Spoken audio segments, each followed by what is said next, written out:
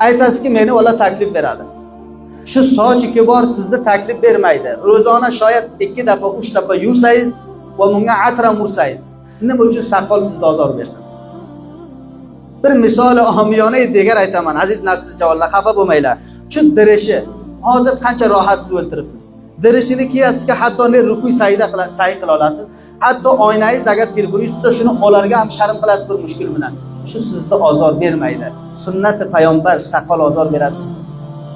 Nektoy degan narsaga bor, bir ifi degani olasiz, gardaningizga mahkamlab bog'laysiz. Hatto shunday bir javonlarimiz bor, buni nektoyni toqarini ham bilmaydi. Oxirin shu hulqumigacha keltirib band qiladi. Nafasni ham say olmaydi. Bu sizga ozor bermaydi. Sunnat Rasululloh sallallohu alayhi vasallam zinati bir mard. Bir javonlarimizdan safaga ko'rdim. Bir aksini qo'yibdiki soqoli yo'qdi. Va bir aksi degarini ham qo'yibdiki murattab shunday bir zebo soqolginasi qo'yilgan, toza chiqqanda. Ko'milga qo'yibdiki bu qaysi zebo va qo'shroq ko'rinadi. Bavar qiling, 4,5 ming insondan ko'proq loyiq bergan ekanki, valo soqollik zebo ko'rsatasiz. Allah subhanahu va taoloni ishlariga hazor hikmat bor. Xoharlarga Alloh nima uchun soqolni bermaydi, mardga beradi? Vahotirki izzat bor. Va payg'ambar islom sallallohu alayhi vasallamning ta'kidotlari ham bor.